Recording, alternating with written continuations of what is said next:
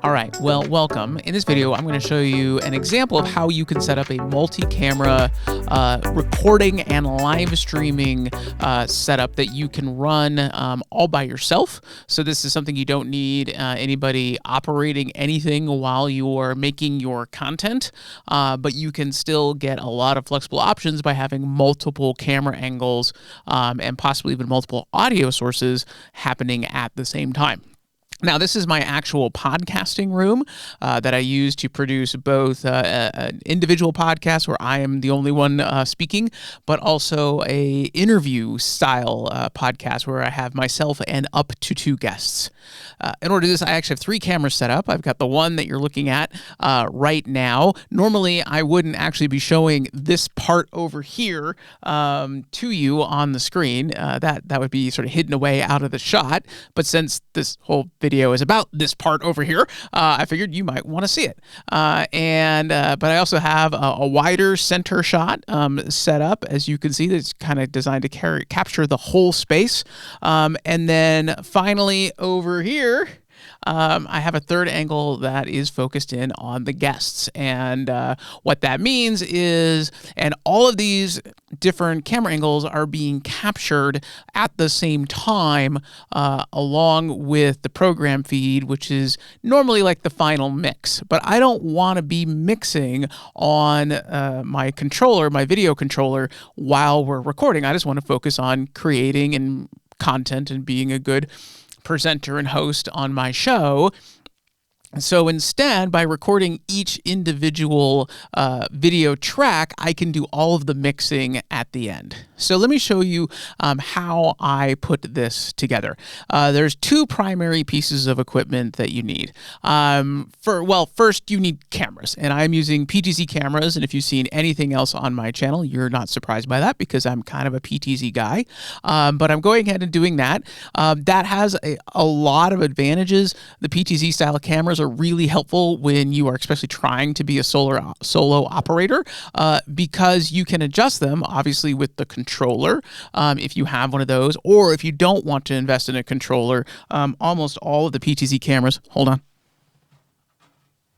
will come with a remote that you can control them with, which in a production live stream environment may not be the helpful thing if you are trying to, move cameras on the fly. But in this situation, we're going to have 3 fixed positions with 3 fixed kind of framings.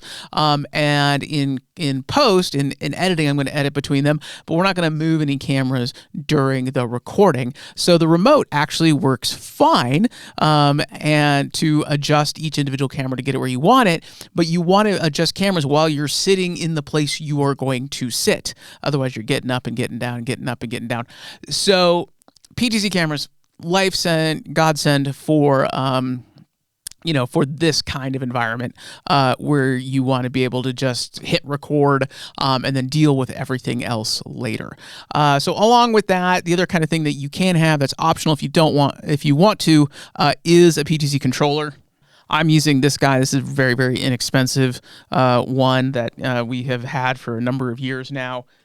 It just works. That's all you can say. The cameras are all hooked up to a local network and over Ethernet, just like any normal computer network would be. And it's not actually hooked up to the internet. They're all just on their own individual network that has no connection to anything else. They are just connected to each other because that's all you need anyway.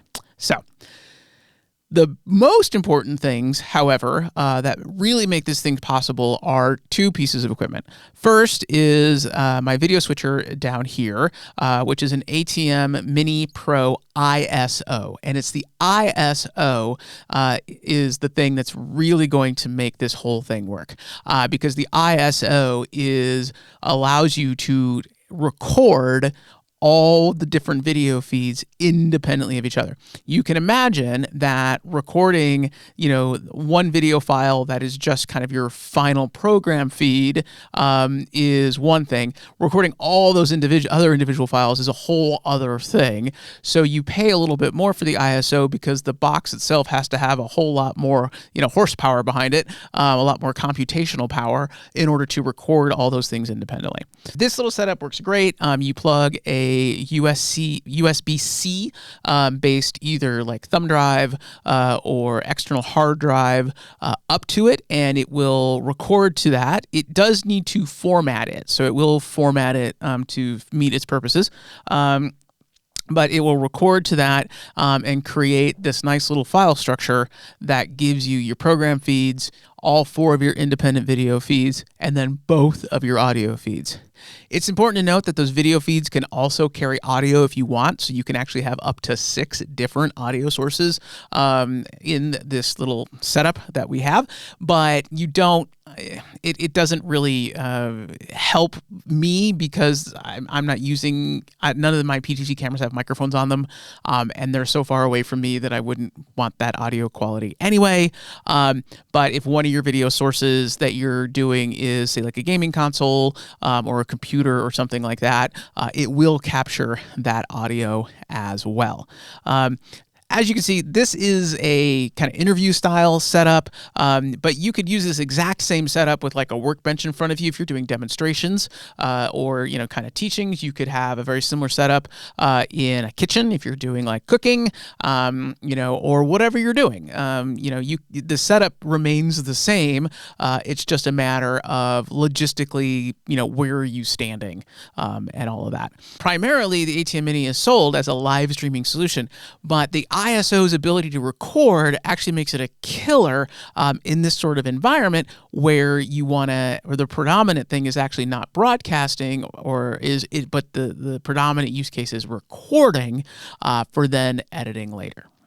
All right, so that covers our video. The other side of this course is the audio.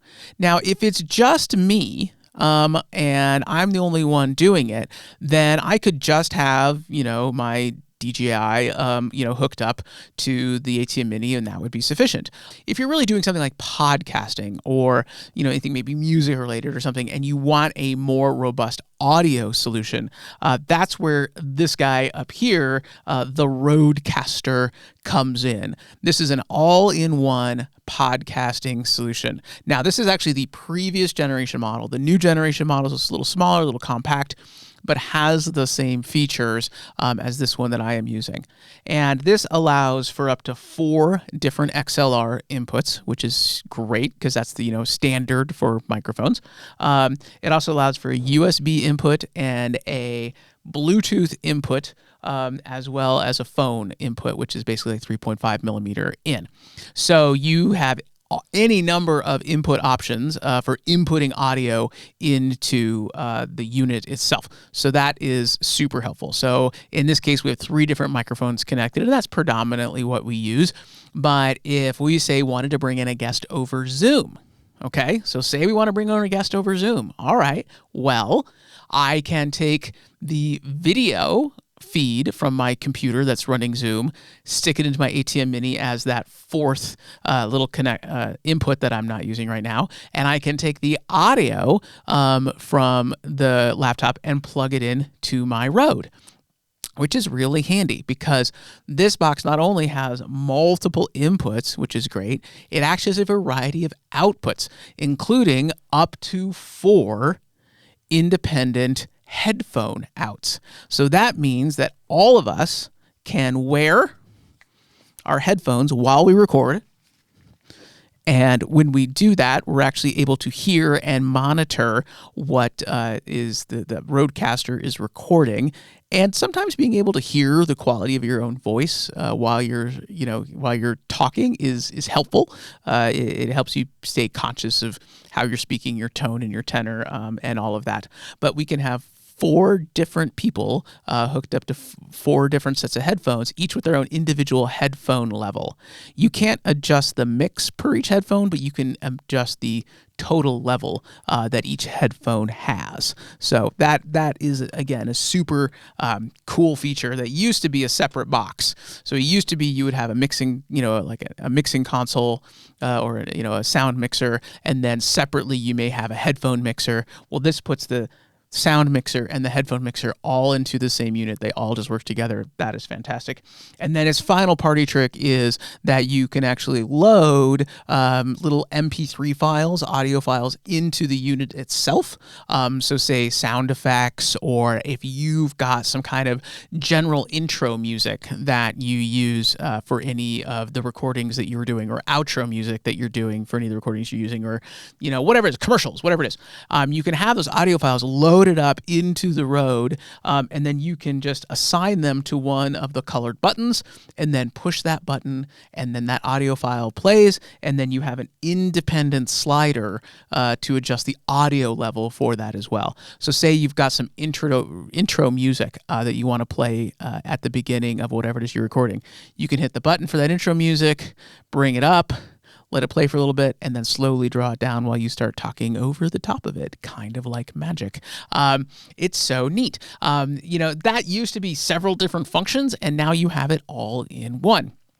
Now, what finally makes this setup, in my mind, so killer for recording is the Rodecaster is going to record its audio onto an SD card that you plug into back, a micro SD card. In fact, though, it's a huge unit. I mean, it's huge. Why would you not put a full-size SD card slot in it? I don't understand, but they didn't. So there's a micro SD card slot in it. And this can also do ISO recording, meaning it can independently record all the different audio tracks into a single recording. So when you're all done doing the recording, if you take the USB stick out of the ATM Mini and you take the SD card out of the ATM or the Rodecaster, and then you put them together in your audio software or in your video editing software, you have the ability now to have those 4 different video sources, the audio source that you recorded directly on the ATM Mini, if you have that, and then all the different recording sources on the Rodecaster. And what I really like that for is it's really hard to pre-mix the different audio levels so they're all the same ahead of time, especially if you're dealing with guests, because people will have the microphone too close to them, or they'll have it too far away from them, or whatever. You can get close, but it's really hard to match the sound level of all of those in the moment while you're doing it, if you don't have somebody dedicated to doing that. Because they're individually recorded in individual tracks, you can go back later and tweak them to whatever you need. So if you have a guest that is remarkably quiet and speaks softly and far away from the microphone, well, you can just take their track and boost the gain on it across the whole thing in your editing software. And I think that's super handy. The other thing I think it's handy for is because each one of those tracks belongs to a person, you can visually see who's speaking at the moment, and then switch between the various video sources, to whichever one is best for whoever is speaking at that moment. And once you kind of get a feel for it, you can basically do it visually. You don't even need to be listening to whatever it is that you recorded, because you can just visually see, oh, that's person A talking, that's person B talking, they're talking to each other, so I'm going to, switch to the camera that is best for that is set up with those two primarily in the frame. Or, oh, that's a moment that we're all talking, together, so I'm going to go to the wide shot. Or that's a moment where just the host is talking, so I'm going to go to the host shot. You can actually visually see it laid out, and it so speeds up your editing process that you can't possibly imagine. I do have the audio out, so there is a kind of master out or a mix out that is kind of the final mix from the Rodecaster that comes out of that, and that's what I have hooked up into the microphone input on the ATM Mini. So if push comes to shove, if, this, for whatever reason, I failed to hit record or whatever on the Rodecaster, or somehow the file got messed up or whatever it is, I am running a backup recording of the full mix from the Rodecaster on the ATM Mini. So I have all those various things to choose from. I have some redundancy built into the system because there is nothing worse than getting done shooting something and then realizing that, something went wrong that you didn't notice, and you have nothing to fall back on. I've had cameras fail on me before, and if I wasn't independently recording the different angles, it may be that and it happened to be the camera that failed that was being the program feed at the time, then I would just lose all my video. I wouldn't have any backups. So the trick really is that ISO recording. So the ATEM Mini Pro ISO and the Rodecaster in its multi-track recording functions are really just a killer combo for doing any kind of recording production like this. Final note is this is all right here, which is nice, and usually just right out of shot. But it does mean that I can tweak and see. I do have the monitor hooked up to the ATEM Mini that lets me monitor what's going on, and I do sneak glances over here sometimes, oftentimes to take a look at the recording time, so I can see how long I've been recording and how long the program is, and that will sometimes be helpful in recognizing, do I need to speed up, do I need to slow down, do we need to cut something out, do we have time to add something, whatever you're doing. It's really handy to be able to look over there and see it, and it's just really nice to be able to just kind of look to your side and do all of that.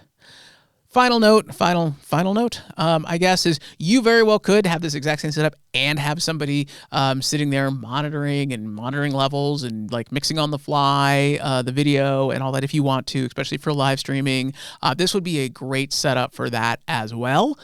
What I find the more difficult use case is when you don't have that, and you are really the only people in the room are the ones that are participating in whatever you're doing. So the only people in the room are the people doing on the podcast, right? There's no extra producer or anything running around, and you just need to just kind of work in the background.